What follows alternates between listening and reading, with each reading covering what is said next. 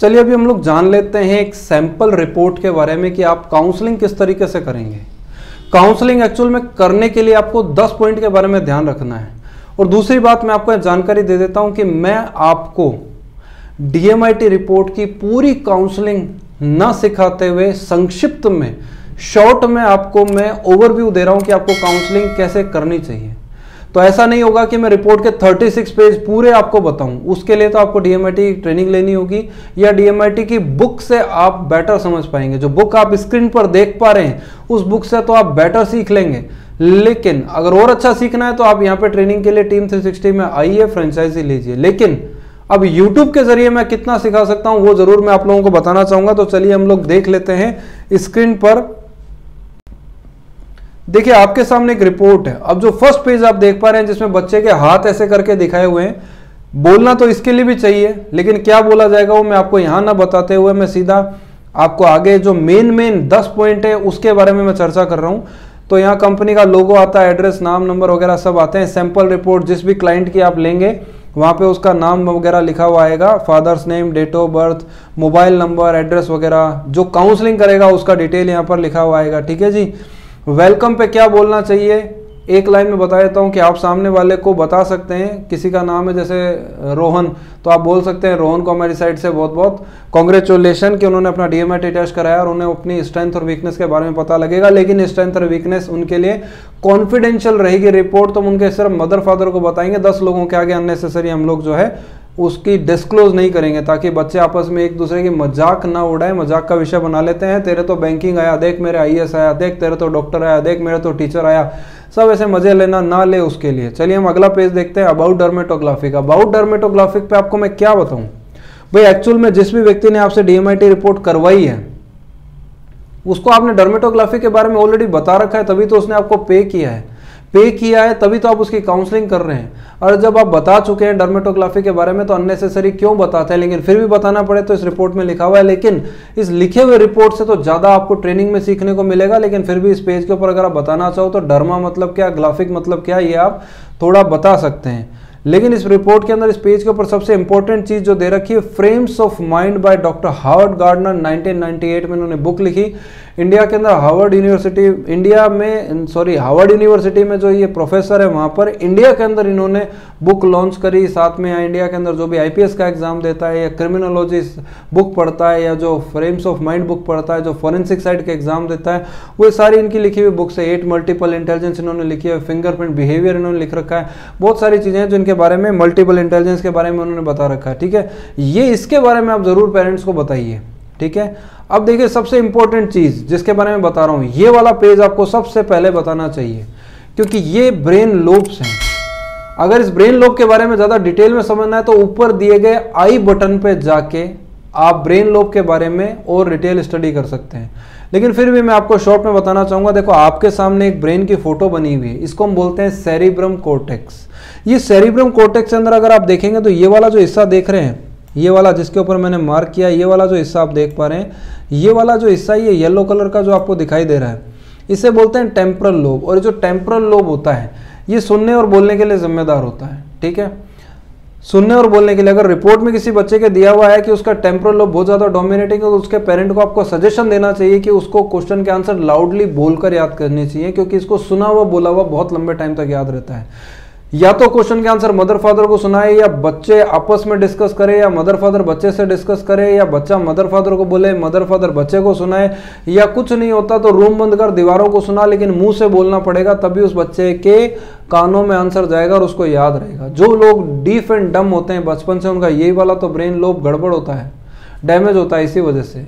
कभी आपने सुना होगा जो बड़े बुजुर्ग होते हैं उनको आवाज ऊंची सुनाई देती है, तो उनके डॉक्टर क्या मशीन लगाता है, कान सुनने की मशीन। तो वो क्या आर्टिफिशियल टेम्परल लोब ही तो है।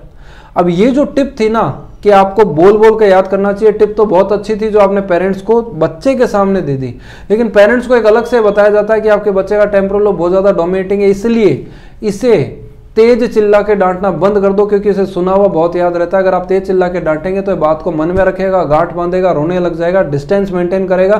फिर पेरेंट बाद में बोलते हैं अरे यार आजकल तो मेरी सुनता नहीं है। सुनता इसलिए नहीं है क्योंकि उसे डांट मार मार के अपन ने ऐसा कर दिया। फिर पेरेंट बोलते हैं जब मैं घर में रहता हूं तो बच्चा बाहर रहता है, जब मैं घर में आ जाता हूं तो बच्चा बाहर, जब मैं ऑफिस तो बच्चा घर में। ये उनके अंदर कम्युनिकेशन गैप आने लगता है, उसका रीजन यही है। तो अपने को इस बच्चे को चिल्ला के नहीं डांटना है। अब अपन चलते हैं अगला पॉइंट जो ओसिपिटल लोब है। ओसिपिटल लोब होता है विजुअल चीजों के लिए जिम्मेदार। जिन लोगों को देखा वो बहुत ज्यादा याद रहता है, जिनका ऑब्जर्वेशन बहुत शानदार होता है, जिन्हें चेहरे, रास्ते, नाम सहित याद रहते हैं, जिनकी निशानेबाजी, तीरंदाजी, शूटिंग करना, स्केटिंग करना, आई कोऑर्डिनेशन, चेस खेलना, या जहां पर भी आंखों का कोऑर्डिनेशन की आवश्यकता होती है वहां पे ओसिपिटल लोब जबरदस्त रेस्पॉन्स अपना दिखाता है। जिन लोगों का ये वाला पार्ट अच्छा होता है उन्हें आंखों का डर नहीं दिखाना चाहिए। ये क्वेश्चन के आंसर अंगुलियां रख के पढ़ते हैं या बोर्ड पर लिखा गया, इन्हें लंबे टाइम तक याद रहता है। इन्हें आंखों का डर ना दिखाएं। जब हम पेरेंट्स की काउंसलिंग करते हैं तो पेरेंट बोलते हैं अरे अभी मैं इसको आंख दिखा दूं ना तो मेरा बच्चा पेंट गिली कर दे। अरे पेंटे गिली मत कराओ। जिन बच्चों का ओसिपिटल लोब तेज है उन्हें आंखें मत दिखाओ, नहीं तो एक नई बीमारी पनपने लगती है जिसे हम बोलते हैं ऑटिज्म के सिम्टम आने लगते हैं। बच्चा आई कांटेक्ट बंद कर देता है, उसका मनोबल डाउन हो जाता है, वो स्टेज पे जाना तो भूल ही जाएगा, घर वालों से आई कांटेक्ट करके बातचीत नहीं करता तो अनजान लोगों से कैसे करेगा। फिर ऑटिज्म नाम की जैसे बीमारी के सिम्टम अगर आने लगते हैं तो फिर ये दूर नहीं होते। ये किसी पैथी में नहीं है, एलोपैथी के अंदर भी नहीं है, होम्योपैथी में नहीं है, आयुर्वेद में नहीं है, यूनानी में नहीं है। तो फिर अपने को अननेसेसरी क्यों ऐसी बीमारी पनपानी है, इसलिए ये ओसिपिटल लोब के बारे में जानकारी होनी चाहिए। चलिए बात करते हैं पैरेटल लोब की। पैरेटल बोलो या स्टाइल मार के पैराइटल बोलो, कुछ भी बोलो, कैरेक्टरिस्टिक वही रहने वाली है। जो ग्रीन कलर का पार्ट आप देख रहे हैं स्क्रीन के ऊपर से बोलते हैं पैरेटल लोब। पैरेटल लोब क्या होता है?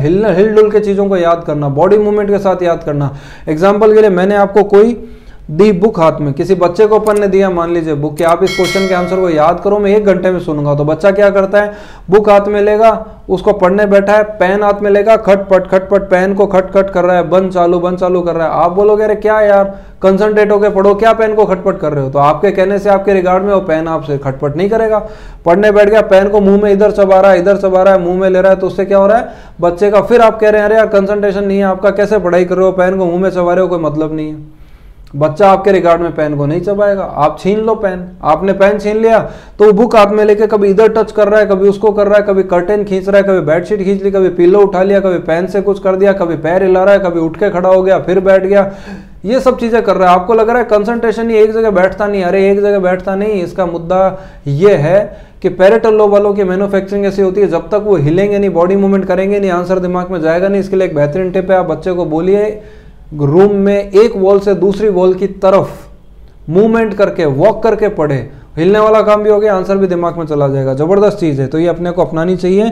चलिए हम लोग देख लेते हैं अगली, सेंसरी ऑर्गन, मोटर कॉर्टेक्स और फ्रंटल, तीनों मिला के लगभग सेम है। जो लोग बहुत ज्यादा विवेकशील होते हैं, तेज बुद्धि वाले होते हैं, क्विक डिसीजन लेते हैं, उनका लिया गया डिसीजन एकदम सही जाता है। इन लोगों के अंदर ऑब्जर्वेशन बहुत शानदार होता है, लीडरशिप क्वालिटी होती है, मैनेजमेंट स्किल होती है, ऑफिसर क्वालिटी इन लोगों में मिलेगी। अब ये वाला जो पार्ट है, इन सारे पार्ट में मिलाकर टोटल 1200 करोड़ न्यूरॉन्स होते हैं, जो आप स्क्रीन पर नीचे देख पा रहे हैं, जहां पे मैंने हल्का सा मार्क किया, आप देखिए 1200 करोड़ न्यूरॉन्स होते हैं। लेकिन किसमें? इन लोब्स में मिला के। और ये लोब क्या होते हैं? ये ब्रेन लोब को अगर मैं और डिटेल में समझाना चाहूं तो मैं आपको जानकारी दूंगा। देखिए ऐसा है, आप अपने घर के अंदर स्विच बोर्ड पर स्विच दबाते हैं, फैन चल जाता है, दूसरा स्विच दबाते हैं, लाइट चल जाती है, तीसरा स्विच दबाते हैं तो क्या चलता है? एसी चल गया। कभी ऐसा होता है कि एसी का बटन दबा दो तो आपके फैन चालू हो जाए, फैन का बटन दबा दो तो घर में फ्रिज चालू हो जाए? ऐसा पॉसिबल है? नहीं। लेकिन ऐसा पॉसिबल कब है? जब कनेक्शन गड़बड़ हो जाए तब पॉसिबिलिटी है, बाकी पॉसिबिलिटी नहीं है। वैसे ही हमारे इस ब्रेन के जितने भी लोब्स हैं, हर ब्रेन का लोब अपनी कैरेक्टरिस्टिक के लिए रिस्पॉन्सिबल है। अब टेम्पोरल लोब की अपनी कैरेक्टरिस्टिक है, और ओसिपिटल की अपनी, पैरेटल की अलग, और फ्रंटल की अलग, सबकी अपनी अलग अलग। तो जो कैरेक्टरिस्टिक आपकी सबसे ज्यादा डोमिनेटिंग, या जो आपका टेम्पोरल लोब या कोई भी ब्रेन का लोब सबसे ज्यादा डोमिनेटिंग होगा, वही कैरेक्टरिस्टिक आपके अंदर परिलक्षित होगी, देखने को मिलेगी।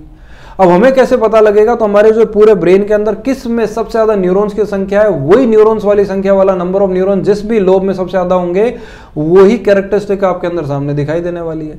तो हमें पता लगाना है, तो रिपोर्ट में आगे पता लगता है। ये जितनी चीज मैंने बताई है सबसे पहले आपको पेरेंट को बतानी है, क्योंकि पेरेंट को भी बता सकते हैं, स्कूल के प्रिंसिपल को भी बता सकते हैं, जरूरत की चीज है। अब डाउन सिंड्रोम के बारे में आप बताना चाहे बता सकते हैं। देखो डाउन सिंड्रोम क्या होता है? ऐसे बच्चे जिनका फिंगरप्रिंट नहीं होता, ये सपाट होता है, फिंगरप्रिंट नहीं होते। फिंगरप्रिंट नहीं होते तो ऐसे लोगों के आप ले नहीं सकते।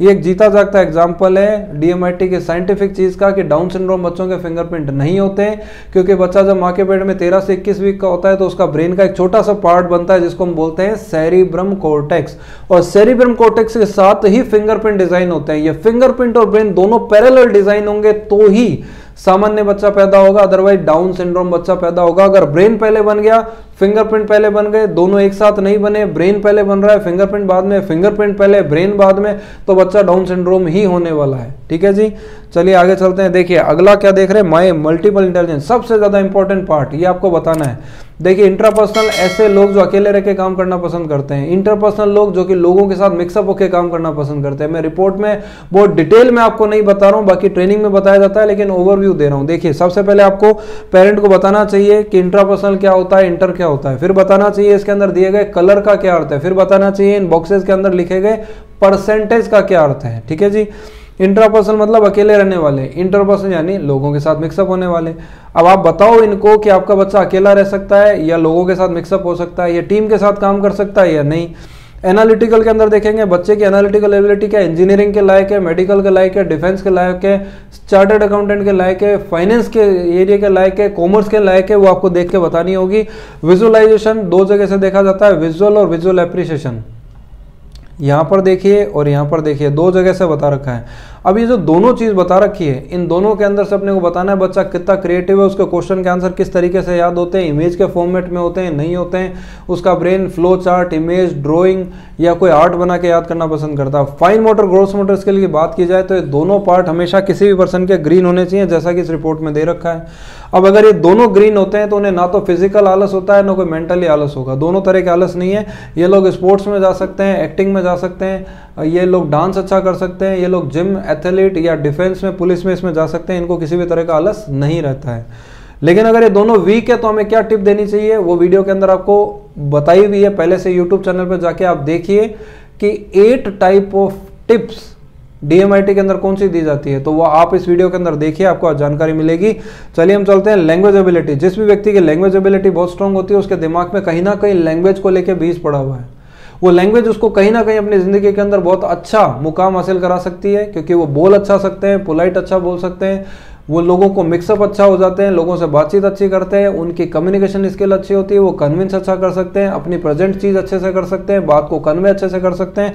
उनकी लैंग्वेज वाला पार्ट, अगर एकेडमिकली बात की जाए तो उन्हें लैंग्वेज का पेपर सबसे ज़्यादा नंबर दिला सकता है।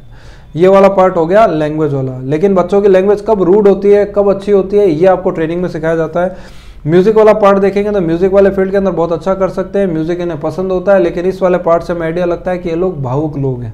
बात की जाए नेचर लव की, तो जो नेचर लव होता है, इन्हें पेड़ पौधों के प्रति अट्रैक्शन होना, एनिमल पालना या फिर गार्डनिंग करना या नेचर की जो सुंदर जगहें हैं, सिलीगुड़ी या फिर दार्जिलिंग, गैंगटॉक, मनाली, शिमला, इन्हें जाना बहुत ज़्यादा पसंद आ सकता है।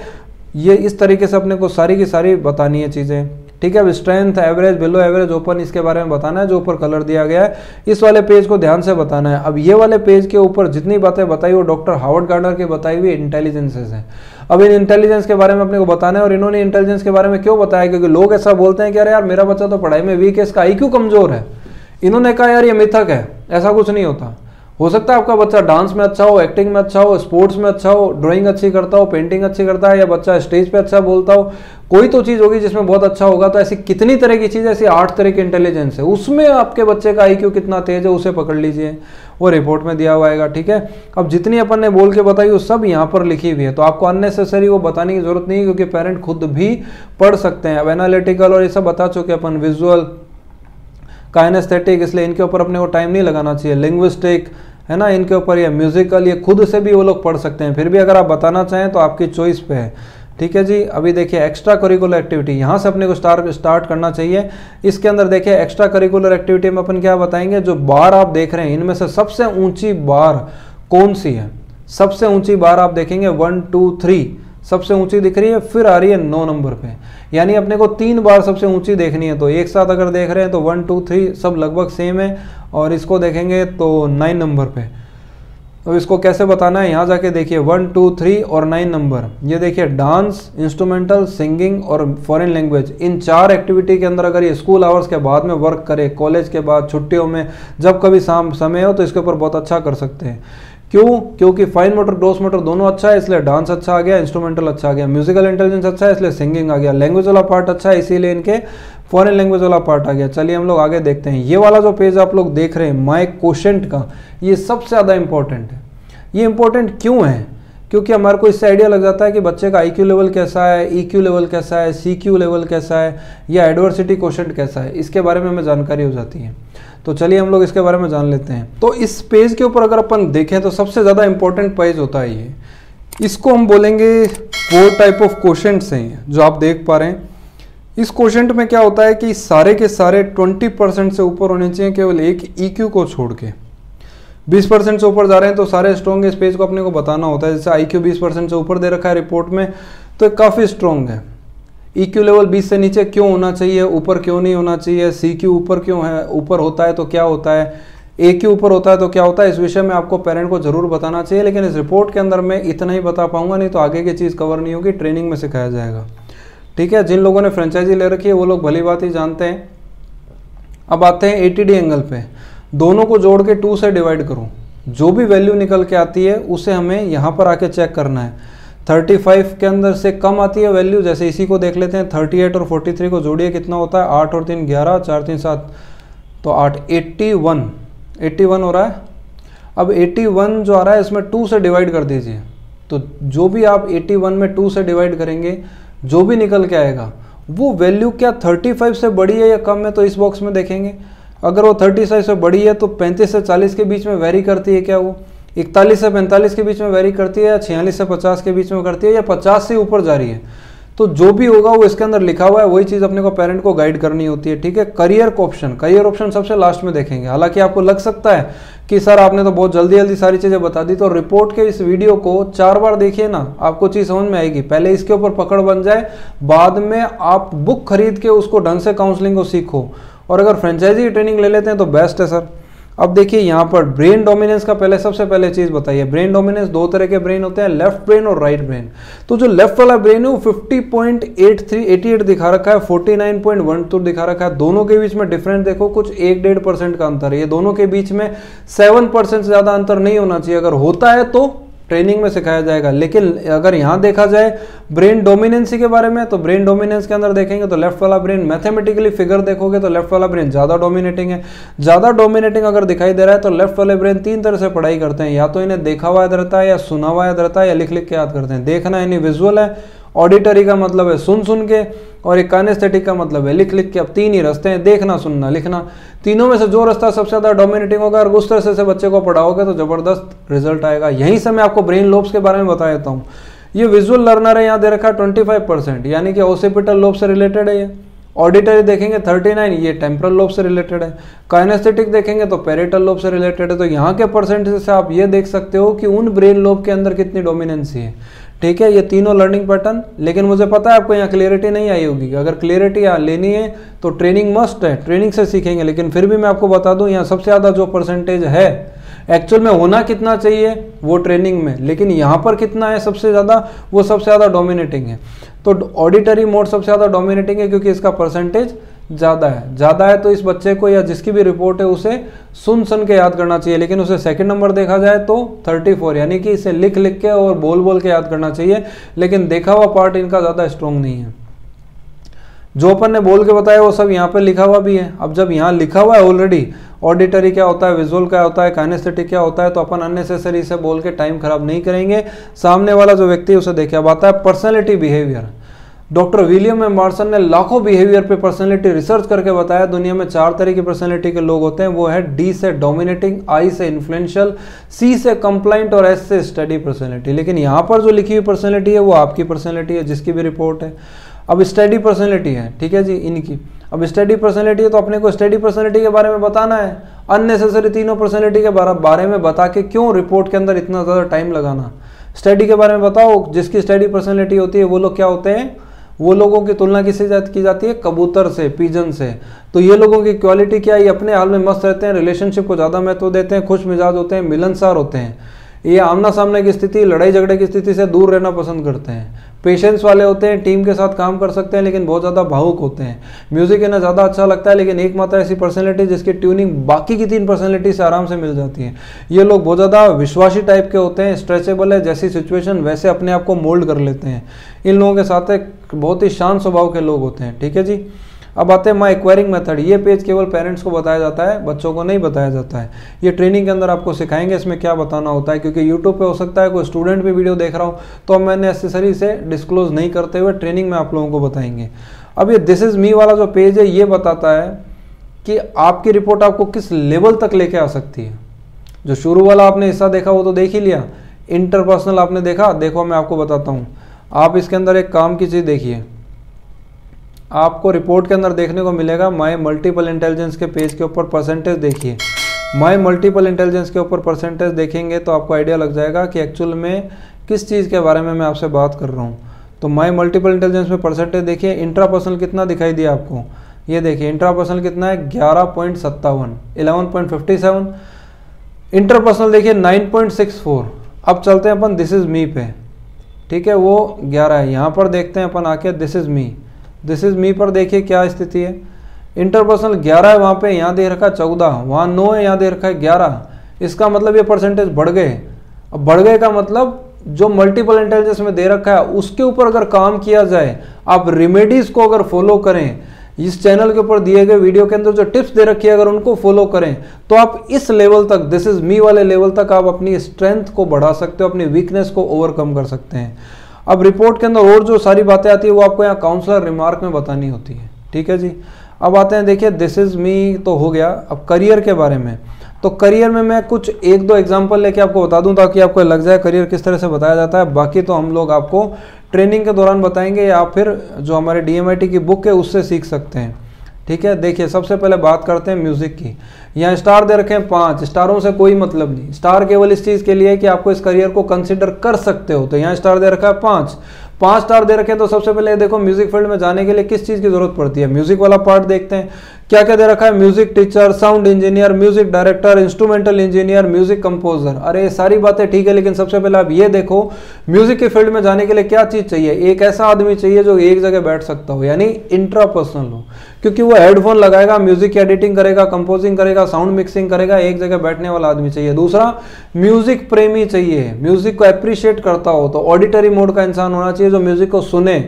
तीसरा, लैंग्वेज में पकड़ अच्छी होनी चाहिए, यानी कि वो म्यूजिक की भी एक भाषा होती है संगीत की, तो उसकी बारीकियों को पकड़ सके। तो 3 बातें आ गई, इंट्रापर्सनल, म्यूजिकल, लैंग्वेज। अगर ये तीनों पार्ट अच्छे हैं तो ये पर्सन किस में जा सकते हैं, म्यूजिक वाले फील्ड में। और तीनों पार्ट अच्छे कैसे हैं, मतलब तीनों पार्ट ग्रीन होने चाहिए। कैसे ग्रीन होने चाहिए, चलिए देख लेते हैं। माय मल्टीपल इंटेलिजेंस में जाओ और जाके यहाँ पर देखो, देखिए इंट्रापर्सनल ग्रीन, लैंग्वेज वाला पार्ट ग्रीन और म्यूजिक वाला पार्ट ग्रीन, तीनों ग्रीन है। तीनों ग्रीन है तो ये इस फील्ड के लिए बेहतर परफॉर्म कर सकते हैं, बहुत आगे बढ़ सकते हैं। ठीक है, अब आते हैं अपन एक और करियर ले लेते हैं, चलिए, ताकि आपको क्लियरिटी आ सके। मैंने म्यूजिक बताया, बातें एग्रीकल्चर पे। एग्रीकल्चर में होती है इंजीनियरिंग। इंजीनियरिंग करने के लिए चाहिए एनालिटिकल एबिलिटी में कम से कम 19%, वो यहाँ नहीं है, तो इंजीनियरिंग में जाओ ही मत। आगे और तो बातें ही बात की है, और बातें बात की है। आप पहले ये देखिए काइनेस्थेटिक, यहाँ पर ये देखिए यहाँ दे रखा है क्या, एनालिटिकल। एनालिटिकल है 9.33, होना चाहिए मेरे अनुभव के हिसाब से 19% के आसपास जो लोगों का आता है वो इंजीनियरिंग में बेस्ट कर सकते हैं। तो रिपोर्ट के अंदर मैंने आपको सारी जानकारी दी। इस रिपोर्ट की जो वीकनेसेस है उसे दूर करने के लिए जो टिप्स है वो इसी वीडियो के अंदर चैनल पे आपको देखने को मिलेगा। ये जो 8 तरह की जो टिप्स है DMIT की, वो फॉलो करेंगे तो सारी वीकनेस दूर हो सकती है। इस रिपोर्ट में मैंने आपको काफ़ी कुछ समझाने की कोशिश करी है। अगर अच्छा लगा हो चैनल के ऊपर ये वीडियो तो इस चैनल को सब्सक्राइब करो, वीडियो को लाइक करो, कमेंट करके बताओ कैसा लगा। ऐसी कोई चीज़ जो आपको काउंसलिंग में नहीं समझ में आई हो तो नीचे कमेंट करके जरूर बताओ, मैं उस पर भी वीडियो बनाऊंगा, उस पर वीडियो बना के आपके साथ शेयर करूंगा। आप सब लोगों ने इतना ध्यान से सुना उसके लिए थैंक यू वेरी मच। आपसे दोबारा मुलाकात करेंगे नए वीडियो में नई इन्फॉर्मेशन के साथ। Thank you very much.